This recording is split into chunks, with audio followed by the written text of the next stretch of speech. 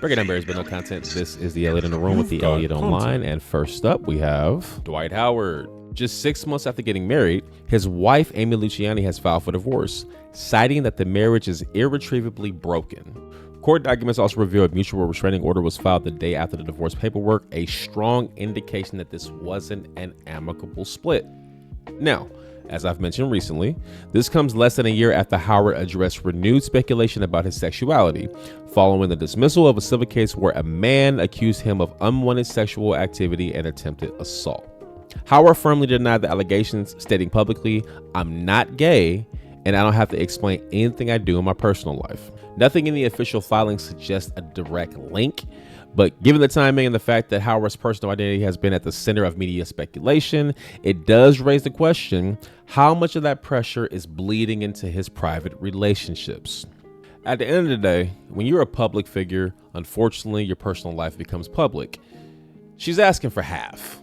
And if not half, she wants a lot. And they were only married for 6 months. So the question is, regardless of what the prenup says, if there is one, what is she entitled to? And did Dwight possibly bring this upon himself by not being honest with himself? Let me know in the comments. All right, and next up on the docket, Nicki Minaj recently accused Jay-Z of owing her between $100 to $200 million. She made these claims directly on social media, naming him and referencing an unresolved financial issue directly connected to the Tidal streaming platform. In 2015, Jay-Z launched Tidal as an artist-owned streaming service. He brought on several artists, including Nicki Minaj, Rihanna, Kanye West, Beyonce, and Madonna.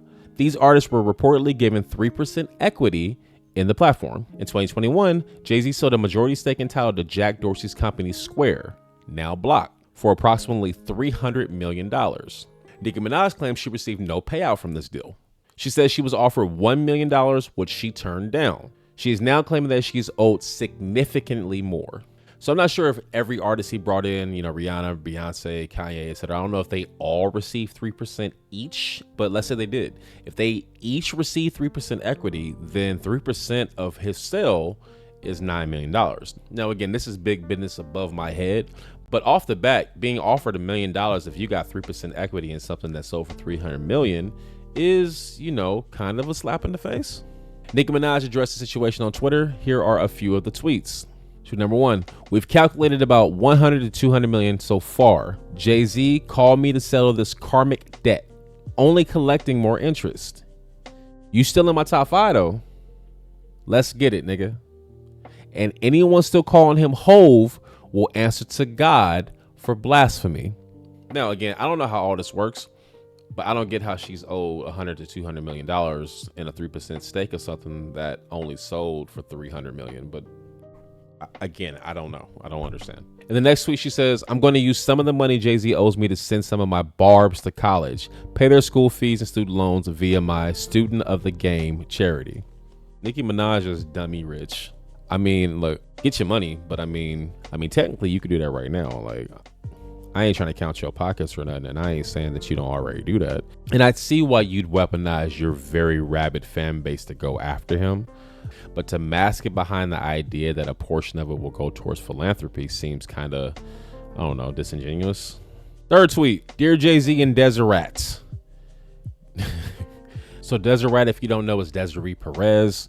And if you don't know who Desiree Perez is, she is the current CEO of Roc Nation. Now, the rap part stems from an incident she got into in 1994. She was arrested for possessing 35 keys of cocaine linked to Miami drug networks. To avoid prison time, Perez agreed to become a federal informant, wore a wire, and helped law enforcement build cases against major drug traffickers, including members of Griselda Blanco's organization. In 2021, she was pardoned by President Donald Trump, and her conviction was formally cleared. So again, Dear Jay-Z and Desiree, you ruined hip hop. You ruined football. You ruined basketball. You ruined touring. You ruined Instagram. You ruined Twitter. The jig is up.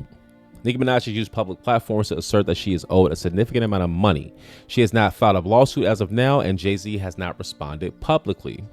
It remains to be seen whether this dispute will escalate or be resolved. It remains to be seen whether this dispute will escalate or be resolved privately.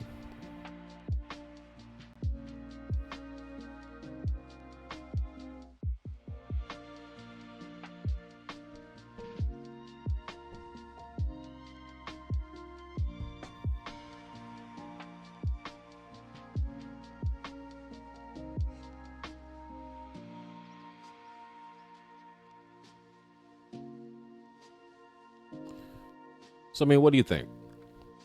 I mean, so what do we think? So,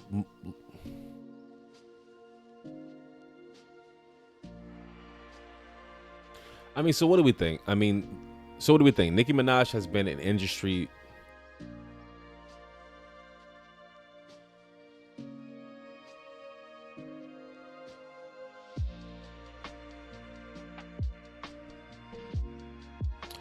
So what do we think? Nicki Minaj has been.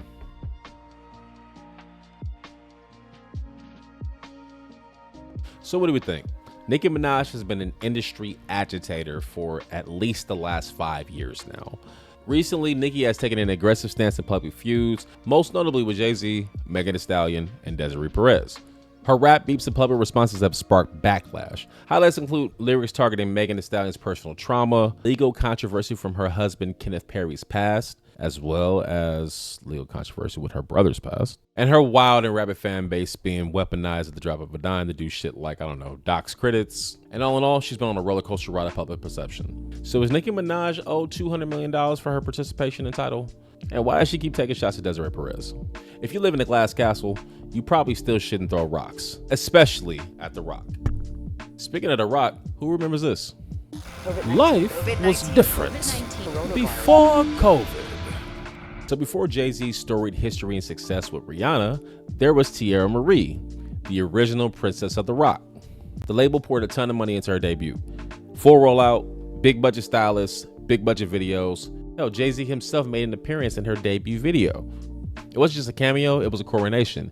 He literally put the Roc chain on her, threw the diamond up, and proclaimed that she was the princess of The Roc. But here's the plot twist. Also on Def Jam was a quiet new artist from Barbados. Her name was Rihanna. Allegedly, she was extremely rude to Rihanna and basically referred to her as an opening act.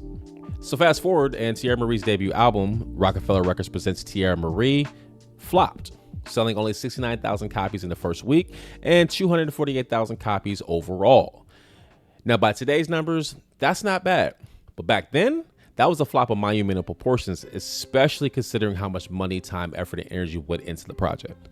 Meanwhile, Rihanna went on to release Pawn to Replay, SOS, Umbrella, Don't Stop the Music, Take a Bow, etc., etc.